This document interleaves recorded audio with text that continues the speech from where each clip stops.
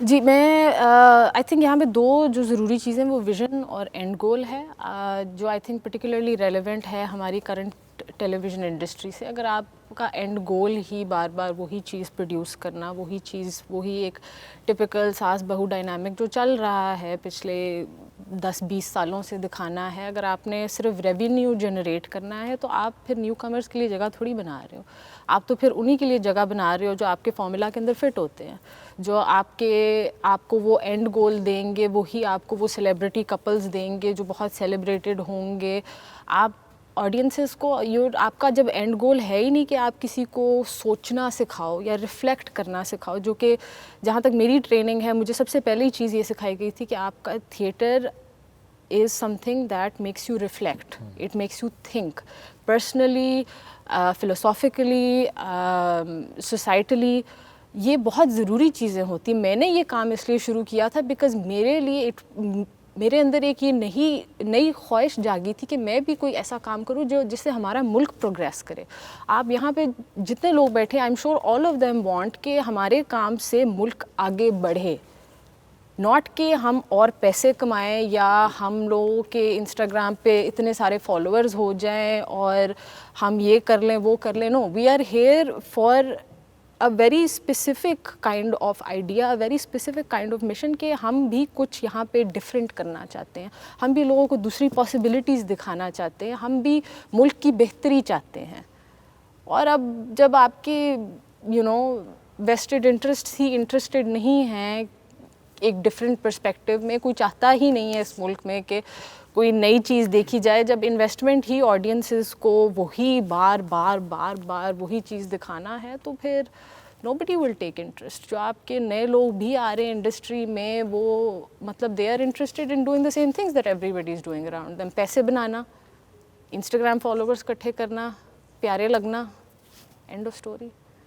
और ऐसा नहीं, हमेशा नहीं था एक्चुअली इस तरह की। अगर आप मतलब, मैं जो ड्रामे देख के बड़ा हुआ था वो पीटीवी के ड्रामे थे पहले, जब मैं बहुत छोटा था। तो अनकही तन्हाइयाँ, आंगन टेढ़ा, उस तरह का ड्रामा आप आज कैसे बना सकते हैं? आप नहीं बना सकते। वो बहुत आंगन टेढ़ा तो एक आई थिंक वो 10x10 के सेट के ऊपर बना हुआ एक 3 कैरेक्टर्स के साथ ड्रामा था। उसमें एक कैरेक्टर था जो बहुत फेमिनिन था, ठीक है, उसका मजाक भी उड़ाते थे लेकिन वो ह्यूमनाइज्ड भी था। आप आज वो करके नहीं दिखा सकते, ठीक है। तो आप अनकही जैसा ड्रामा नहीं बना सकते जहाँ पे शहनाज शेख का इस तरह का एक कैरेक्टर हो जो बहुत करियर ओरिएंटेड हो। शहनाज शेख आज अनकही अगर बनेगा तो वो एक वैम्प होंगी जो अपना घर छोड़ के जा रही हैं। तो आप एक्चुअली वो जो कह रही हैं कि हम मुल्क को आगे लेके जा रहे हैं, लेकिन जो जिस तरह से बाकी इंडस्ट्री चल रही है वो तो हम एक्चुअली रिग्रेस करते गए हैं कि जब से ये प्राइवेटाइजेशन आई है चैनल्स की, तब से ये एक होमोजेनस कंटेंट बनना शुरू हुआ है कि मर्द ऐसा होगा, औरत ऐसी होगी, और जो कोई स्टैंडर्ड के ब्लैक एंड वाइट में चले गए ब्लैक एंड वाइट है, और ग्रे एरियाज, शेड्स जो जहाँ पे हम सोचने वाली की आंख जाती है वहाँ तक नहीं पहुँच रही। लेकिन ये सारी गुफ्तगू से एक पॉइंट तो झलक रहा है कि यहाँ पर इस टेबल पे हम 5-6 लोग बैठे हैं और ये वो दिमाग हैं जो पाकिस्तान को रिप्रेजेंट करेंगे और दुनिया को पता चलेगा।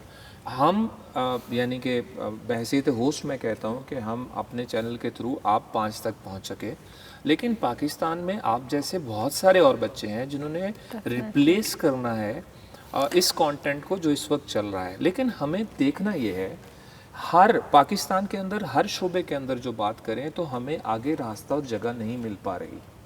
इस वजह से दुनिया को नहीं हम दिखा पा रहे कि हमारे पास दिमाग जो है वो कितने डाइवर्सिफाई दिमाग मौजूद हैं और क्या क्या वो कर सकते हैं। ये एक मुश्किल है जिसकी वजह से ये राउंड टेबल आज सजी हुई है आपकी वजह से। तो हमने इसके अंदर जो घुसना है, वो जो सुरंग बनानी है, जो रास्ता बनाना है, इस कंटेंट के बारे में बताना है, वो रास्ता भी तलाश करना है ना कि वो क्या हो सकता है। शकील साहब सर, मेरा इस बारे में ये कहना है कि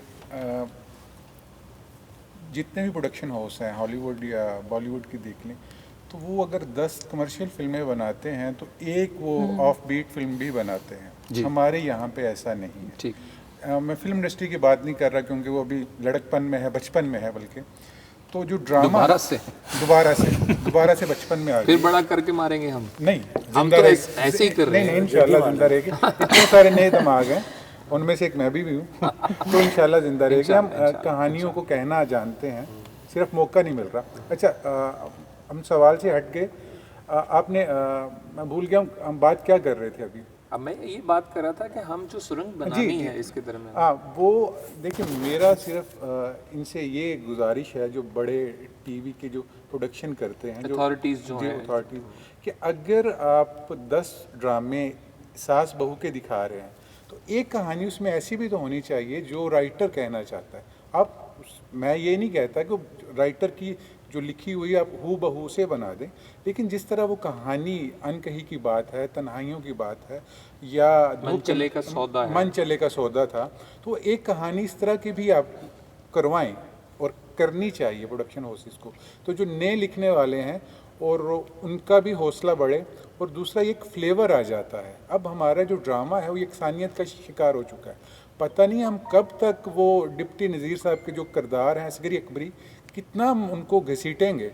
आप देख लें, मैं 10 ड्रामों के नाम मैं बता सकता हूँ कि जो वही हमारे बड़े राइटर्स ने लिखे हैं, तो बड़े नाम हैं, असगरी अकबरी, भाई उससे निकल आएँ। 2 बहनें एक अच्छी एक बुरी, कब तक हम उस फार्मूले के ऊपर अमल करेंगे? उससे बाहर निकलना चाहिए। आप राइटर को मौका दें तो वो नई कहानियाँ कहेंगे, और वो कह सकते हैं। हमारे दोस्त हैं, हम राइटर्स बैठते हैं, ऐसे ऐसे आइडियाज़, जो मेरे दोस्त हैं, ठीक है, हम रात को बैठते हैं चाय के ऊपर, वो मुझसे सारे उम्र में छोटे हैं, लेकिन ऐसी सी कहानी कहते हैं कि मतलब मैं शशतर रह जाता हूँ कि यार ऐसे ऐसे दिमाग हैं, लेकिन उन बेचारों को चांस नहीं मिल रहा। वन लाइनर शेयर करते हैं तो वो कहते हैं कि नहीं जी, सानू तो सास बहू वाला चाहिए, ऐत नहीं चलेगा।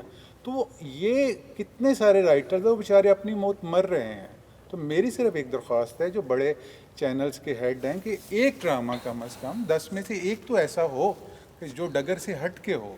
इसके लिए जो दलील पेश की जाती है ना, उस तरफ से भी हम उनका पॉइंट ऑफ व्यू, चूँकि रिप्रेजेंटेटिव कोई नहीं है तो हमें ही कंट्रीब्यूट करना पड़ेगा। वो ये है कि आफ्टर ऑल ये एक बिजनेस है। जब तक कि एडवर्टाइज़र पैसा नहीं डालेगा चैनल के ऊपर, और चैनल जो है, या फिल्म बनाते हैं, टिकट बिकेगा नहीं, फिल्म चलेगी नहीं, तो जो भी इन्वेस्टर आ रहा है, वो चाहे ज़राए तफन्नुन साहब ने कहा कि एक अमीर अंकल मिल जाए, हम सबकी ख्वाहिश होती है कुछ अमीर अंकल जो समझ भी लें कि हम बन के रहें, हमें मिल जाएं, ताकि हम कह सकें, हम एक्सप्रेस करना चाहते हैं।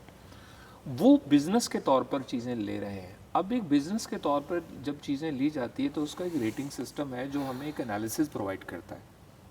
वो एनालिसिस कहता है कि इस वक्त हमारे देखने वाले जो हैं वो यही कहानी देखना चाहते हैं, इसलिए वो अपनी कहानी चैनल से बदल नहीं रहे। तो इसको कैसे एड्रेस करें? देखिए, ये तो मसला है ना, ये बिज़नेस नहीं है सिर्फ, this is an opportunity to reach your masses. आपके मुल्क में कितने लोग हैं, कितने लोग, टीवी तो घर घर में ही होता है अब। टीवी अब इतना like it's something that everybody, आप जिस मर्ज़ी से कन्वर्स कर ले, वो अक्सर व बेशतर किसी ना किसी टीवी ड्रामे की, या जो भी इंडियन ड्रामा या पाकिस्तानी ड्रामा, और हर एक के पास टीवी है। हाँ फातिमा, हमारे पास जो डाटा है ना, सॉरी यही कंटिन्यू कीजिएगा, हम 22 करोड़ लोग हैं और हमारे मुल्क में 7.5 करोड़ टीवी हैं। तो एक एक फैमिली अगर 4-6 लोगों की हम लगाते हैं तो हम कैलकुलेट कर सकते हैं कि हम कोई 18-19 करोड़ तक लोगों के पास टीवी का रीच है। बिल्कुल, और आपके मतलब that is almost entirely your whole population. मतलब exactly. आप हर एक, अगर आप एक एक इंसान को रीच कर सकते हैं, you have the power to change things, you don't just have the power to make money.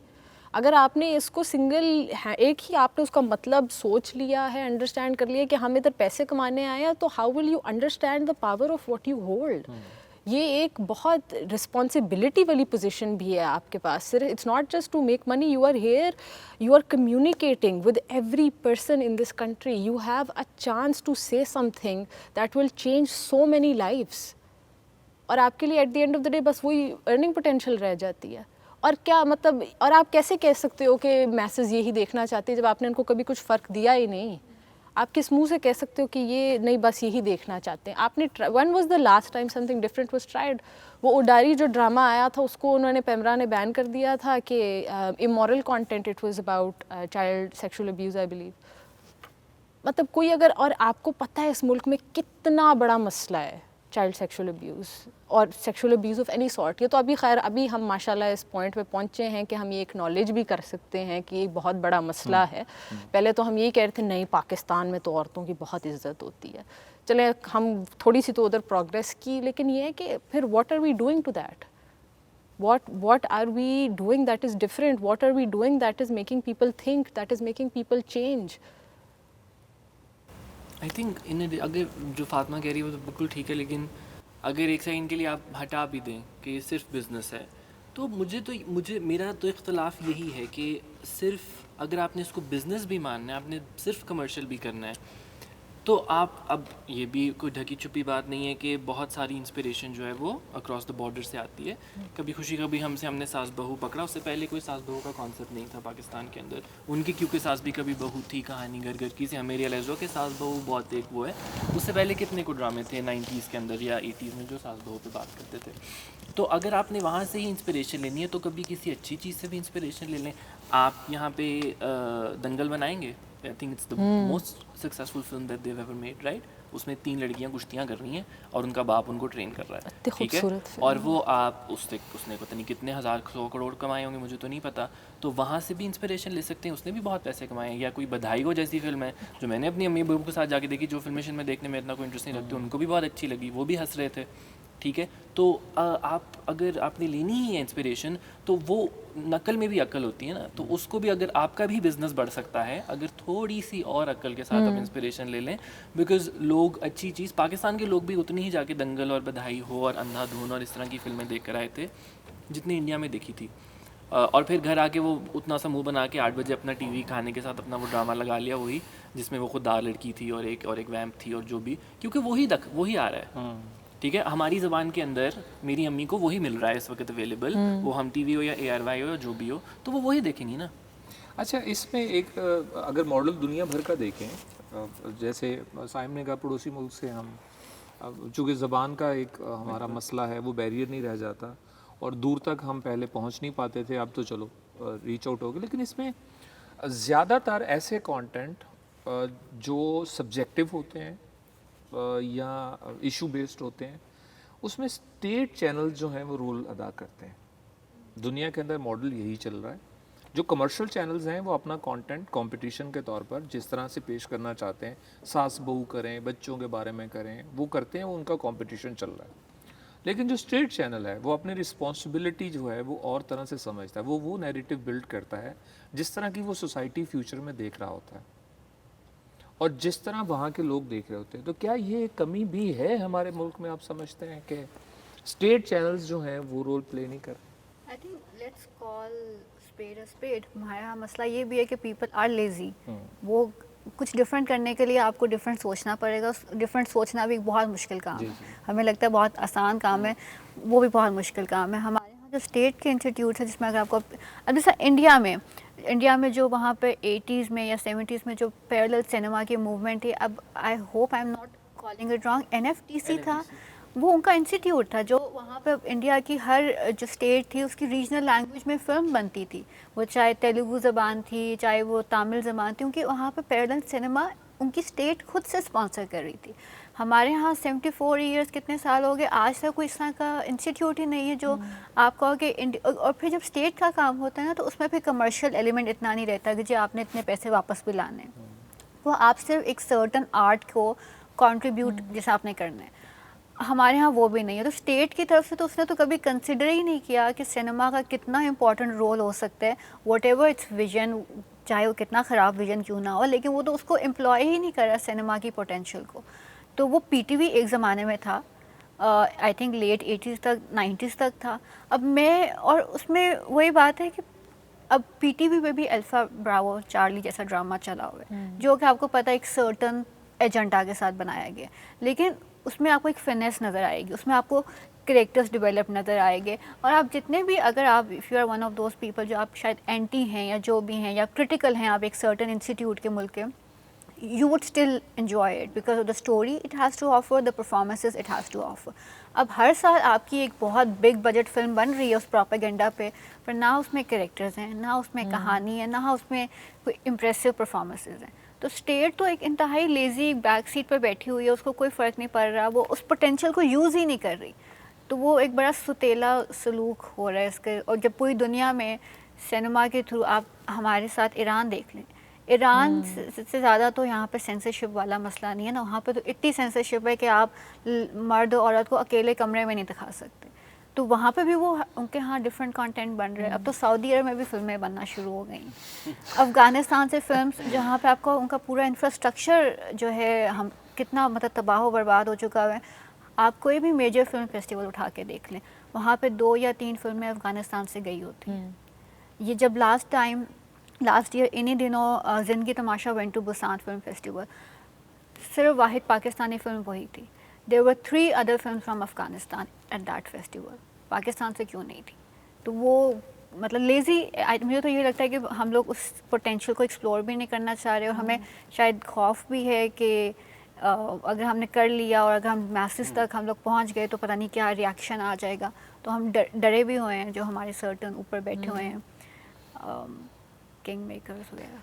I think ये वो लोग हैं ना जो सिफारिशों से और पैसों से, when you come to the top, आप टैलेंट से नहीं आते, आप अपनी dedication to the profession, to the craft, to the industry ना हो तो why would you want to take risk. और अगर हम बिजनेस मॉडल की भी बात करें, मतलब it might come across as a very cynical statement, लेकिन सॉरी टू से पाकिस्तान में कौन सा बिज़नेस ग्रो कर पाता है? कौन सा बिज़नेस 10 साल के बाद सक्सेसफुल हो जाता है? बहुत कम है पाकिस्तान में। कितने आप फिल्म को साइड पे कर दे, कितने स्टार्टअप्स हैं जो आप कहोगे कोई उनको वो सिलिकॉन वैली तक पहुंच गया, हमारे कोई कुछ भी नहीं ऐसा हुआ।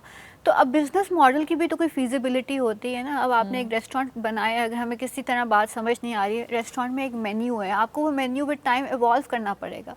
आप 6 आइटम्स पे आप अपना रेस्टोरेंट नहीं चला सकेंगे, आपको हर सीज़न पे कोई नया चीज़ ऑफ़र करनी पड़ेगी। तो अब आप किस तरह सोच रहे हैं कि अगर आप कहो कि हमने पैसे भी कमाने हैं और हम अभी बहुत अर्ली स्टेज में और हमारे लिए ज़्यादा ज़रूरी है कि हम अपना इंफ्रास्ट्रक्चर डेवलप कर लें। मतलब मैं I am very sorry to say, लेकिन अब मैं वो फिल्म स्पेशली पोस्ट कोविड जब फाइनेंशियल हालात इस तरह के हो गए, अब मैं 1000 रुपये का टिकट दे के वो फिल्म नहीं देखने जाऊँगी जो मैंने पिछले 6 साल से देखी हुई है उन्हीं एक्टर्स को। And most of the people are going to feel that way, जिनको ज़्यादा इकोनॉमिक सेटबैक पड़ा है इस पूरे कोविड के बाद। तो मेरे ख्याल में अगर हम बिज़नेस पॉइंट ऑफ व्यू से भी देखें तो ये बहुत ही एक बोगस प्लान है कि हम सिर्फ ये फिल्में बना लेंगे और ये चल जाएंगी and eventually it will fall apart. I think 2 साल या 3 साल, it's already happening. I think it's already happening, it's in the process कि वो चीज़ें ख़त्म हो रही हैं। मुझे भी बिल्कुल यही लगता है कि ये बहुत बड़ा वाकई बोगस और लेज़ी एक प्लान है, क्योंकि हम जिस तरह बात करें ज़रूरी नहीं है कि जो फिल्में जो हम लोग में से कोई बनाएगा वो बिल्कुल ही कमर्शियली वायबल नहीं होंगी। मतलब साहिल ने जो फिल्म बनाई थी वो भी उसमें कमर्शियल एस्पेक्ट भी था, वो भी लोग देखना चाहते हैं, और वो फिल्में या वो ड्रामाज अगर आएंगे तो कमर्शियली वायबल भी वो होंगे। तो ये मुझे बिल्कुल पॉलिसी समझ में नहीं आ रही कि अब जिस तरह उन्होंने बात की है कि अल्फ़ा ब्रेवो चार्ली था, वो इतनी कमर्शियल सोच से नहीं बनाया गया था, लेकिन वो ज़्यादा हिट था। और जो अब ड्रामा बनाया वो बिल्कुल कमर्शियल सोच से बनाया गया, वो शायद इतना हिट नहीं है और ना उसमें कोई आर्ट है। तो ये सोचना कि बिल्कुल कमर्शियल काम करना है, कमर्शियल करना चाहिए, पैसे कमाने चाहिए, लेकिन बिल्कुल सोच बिल्कुल सीधी सी कमर्शियल सी है कि हमने बस ये 3-4 चीज़ें करनी है और चौथी या 5वीं चीज़ नहीं करनी, क्योंकि वो हमें लग रहा है कि वो कमर्शियल वो पैसे नहीं लाएगी। इसकी एग्जांपल है कि शोएब मंसूर साहब ने जब फिल्म स्टार्ट की पहली 2, वो कमर्शियल फिल्म्स नहीं थी, उसमें आर्ट को भी उतना ही वैल्यू किया गया था जहाँ पे कमर्शियल एस्पेक्ट था। बस सब्जेक्ट उस वक्त कह सकते हैं कंट्रोवर्शियल था और उस पर हम बात कर रहे थे, लेकिन जो उसकी एग्जीक्यूशन थी वो तो बहुत अच्छी थी। और मुझे जो मालूमात है, हम कल परसों भी डिस्कस कर रहे थे कि हिंदुस्तान में कोशिश की गई कि शोएब मंसूर साहब जो हैं वो उनको यहाँ पे बतौर डायरेक्टर जो है वो हायर किया जाए, और करीना कपूर ने स्टेटमेंट दी कि वो फ्री ऑफ कॉस्ट इस डायरेक्टर के साथ काम करने के लिए तैयार हैं, और नसीरुद्दीन शाह साहब के भी बहुत स्टेटमेंट है। तो जब हम रिवाइवल ऑफ सिनेमा की आगाज़ देखते हैं तो वैसी फिल्म्स नहीं आई थी, लेकिन जब हम उस जगह पर पहुंच रहे हैं जब रिवाइवल की स्टेज पर हैं, मसलन इस साल हमारे पास 28 फिल्में थी रिलीज़ करने के लिए, कोविड की वजह से नहीं हुई, और अगर हमारे मुल्क में 100 फिल्में बनना शुरू हो जाती हैं तो हमारा सिनेमा चलना शुरू हो जाता है। सक्सेस रेट तो शायद 13-17% हर मुल्क के अंदर इतना ही है, लेकिन कम से कम सिनेमा तो चले, ऑडियंस तो बने, टिकट बाहर तो आए, तो वो चीज़ें हों। अब इसका जो है ना, देखें स्टेट भी नहीं सुन रही, कंटेंट भी वहाँ पे है। आज OTT प्लेटफॉर्म की कोई दाग बिल डल रही है, आप लोगों से आप अभी इसमें अपने कदम जमा रहे हैं और कुछ जगहों पर आपने प्रूव कर दिया है कि आप रियल टैलेंट हो और आप करके दिखा सकते हो। पाकिस्तान का भी एक अपना OTT प्लेटफॉर्म अनाउंस किया गया गवर्नमेंट की तरफ से। आपके आइडियाज़ क्या होंगे कि वहाँ पे जो कंटेंट आए या चीज़ें हों, अब जो कंटेंट पाकिस्तान रिप्रेजेंट कर सकता है वो कंटेंट क्या है, और कंटेंट को डिफाइन हम अब कैसे करें? I think